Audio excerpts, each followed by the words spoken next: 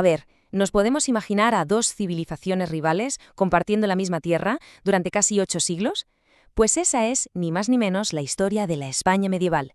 Una historia de conquista, de esplendor y de un legado que al final dio forma a una nación para siempre. Vamos a desentrañarla. Y esta es, en el fondo, la gran pregunta, ¿no? La que lo mueve todo. Porque, ojo, la respuesta no es tan simple como decir ganó uno y perdió el otro. No, no, que va. Estamos hablando de un proceso larguísimo, de casi 800 años, que acabó redibujando por completo el mapa político, cultural y hasta religioso de Europa. Para que nos hagamos una idea de la escala, estamos hablando de un periodo que va desde el 711 hasta 1492. Casi 800 años. A ver, para ponerlo en perspectiva, es más tiempo del que ha pasado desde que terminó todo esto hasta nuestros días. Una auténtica barbaridad de tiempo que, claro, no solo cambió la península, sino que dejó una marca imborrable en todo el continente. Vale, primera parte. A menudo solemos pensar en esta historia como una invasión, ¿verdad? Unos que llegan de fuera y conquistan. Pero la historia, como casi siempre, es mucho más enrevesada. Todo empieza en realidad no con un ataque desde fuera, sino con una fractura, una grieta enorme desde dentro. Y es que a principios del siglo VIII se junta todo, la tormenta perfecta. Por un lado tenemos al reino visigodo, que está literalmente desangrándose en una guerra civil por el trono. La cosa llega a tal punto que uno de los bandos que hace pide ayuda militar al otro lado del estrecho. Y claro, por otro lado, ¿quién está ahí? Pues el califato omeya, en plena fase de expansión, que no solo escucha la llamada, sino que ve una oportunidad de oro, la oportunidad de su vida. Entonces, la pregunta del millón es, ¿cómo es posible que un reino entero se derrumbe en apenas 4 o 5 años? Pues la clave no está solo en la fuerza militar, ni mucho menos. Fue una mezcla de colapso interno y una estrategia política, la verdad, brillante. En vez de ir a sangre y fuego por todas partes, lo que hacían era ofrecer pactos. Respetaban propiedades, respetaban la religión, a cambio de un tributo, claro. Para muchísima gente de a pie, la vida en esencia seguía igual, solo que con un nuevo jefe. Y bueno, sobre las ruinas de ese reino visigodo, en el sur de la península, van a hacer algo completamente nuevo. Una de las civilizaciones más espectaculares de la época, Al-Ándalus. Y en su corazón, como epicentro de todo, una ciudad, Córdoba. A ver, tratemos de imaginarnos lo que era Córdoba en el siglo X.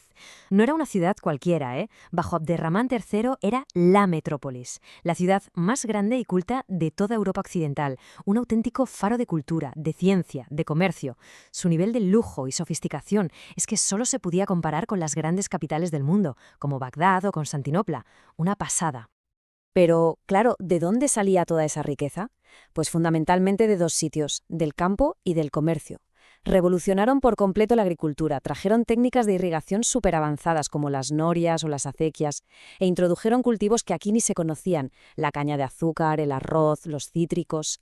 Y a la vez, las ciudades eran un hervidero, los zocos, los talleres, todo bullía de actividad, conectando la península con las rutas comerciales más importantes del mundo islámico. Socialmente, Al-Ándalus era un verdadero mosaico, muy complejo. Arriba del todo, claro, la aristocracia árabe. Luego estaban los bereberes, que eran sobre todo soldados y campesinos.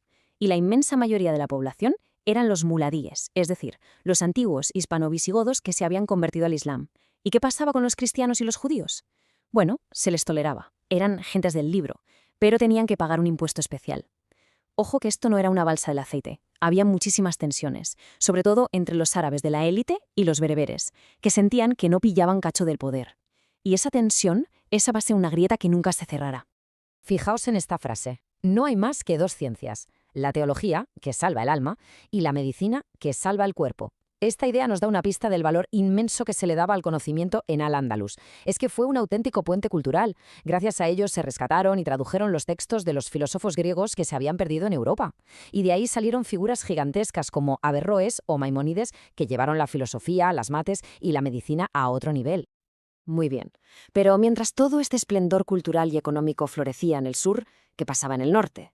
Pues en las montañas, en la frontera, se estaba cociendo algo muy, muy diferente. Un mundo que no era de bibliotecas y palacios, sino más bien de castillos y guerreros. Eran los reinos cristianos. Y es que desde el minuto 1, estos reinos cristianos van a tomar dos caminos que no tienen nada que ver. Por un lado, Castilla, que se construye alrededor de la figura de un rey fuerte, con una idea de poder muy centralizada, casi absolutista. Y por otro lado, la corona de Aragón, que es otra cosa. Es más una confederación de territorios, donde el rey no puede hacer lo que le da la gana, tiene que pactar con las cortes y las leyes de cada sitio. Dos modelos, pactismo frente a autoritarismo, cuya tensión va a marcar toda la historia de España. Y esta diferencia se ve perfectamente en sus instituciones. Mirad, en Aragón existía el Justicia Mayor, una figura que podía plantarle cara a cualquiera, incluso al rey, para defender las leyes del reino, los fueros. En cambio, en Castilla, el rey enviaba a sus corregidores a las ciudades. ¿Para qué? Para imponer su autoridad y punto. Es la diferencia entre un modelo de pacto y un modelo de control. Claro, y aquí llegamos a un término que todo el mundo conoce, la reconquista. Pero cuidado, porque la imagen que tenemos de una cruzada religiosa de 800 años sin parar, pues no es del todo exacta. La realidad histórica es mucho más compleja, más sucia y, la verdad, más interesante. Hubo décadas y décadas de paz. Hubo alianzas que hoy nos parecerían una locura, de reyes cristianos con emires musulmanes para luchar contra otros cristianos. Al final, muchas veces, lo que movía las guerras no era tanto la fe, sino el poder y las tierras. Como casi siempre, vamos. Y con todo esto llegamos al punto de inflexión, al momento en que la balanza de poder que durante siglos había estado claramente en el sur, empieza a inclinarse. Y curiosamente, las mismas grietas internas que permitieron la entrada de los musulmanes en el 711 son las que ahora van a provocar la caída de Al-Ándalus. El momento clave de todo esto es una implosión. El todopoderoso califato de Córdoba se hace añicos. Se rompen un montón de reinos pequeños y débiles, las famosas taifas, que se ponen a pelear entre ellas casi al instante. Y claro, esta guerra civil constante es el chollo que estaban esperando los reinos del norte. La caída de Toledo, la antigua capital visigoda, es un mazazo simbólico y estratégico brutal. Y ya la batalla de las Navas de Tolosa en 1212 es básicamente el golpe de gracia. A partir de ahí, el destino militar de Al-Ándalus estaba sellado. Pero claro, una cosa es conquistar un territorio y otra muy distinta es controlarlo. Y para eso, después de cada avance militar, venía un proceso súper metódico de repoblación. Al principio, en el norte se hacía con pequeños campesinos libres que ocupaban la tierra. Más adelante, los reyes fundaban ciudades y les daban fueros, privilegios, para atraer gente. Y ya al final, en la conquista del sur, el modelo cambió. La tierra se repartió en latifundios gigantescos para los nobles y las órdenes militares que habían ayudado. Y ese sistema, ha dejado una marca en el paisaje y la economía de Andalucía que llega hasta hoy. Y así llegamos al final. O al final de la parte militar de la historia. Porque el verdadero legado, lo que de verdad perdura, no es solo la conquista de Granada en 1492, es la increíble mezcla cultural que nació de esos 8 siglos de estar juntos, a veces a palos y a veces no.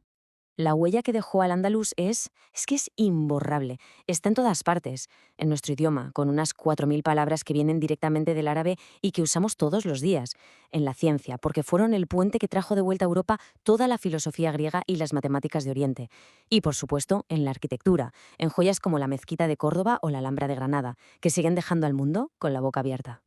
Y todo esto nos lleva a la pregunta final, a la reflexión. En 1492, un reino desaparece del mapa, sí. Pero después de casi 800 años de conflicto, pero también de convivencia, ¿de verdad se puede borrar una cultura por completo? ¿O simplemente se transforma, se fusiona y sigue viviendo dentro de esa identidad tan única y compleja que es la de España hoy en día?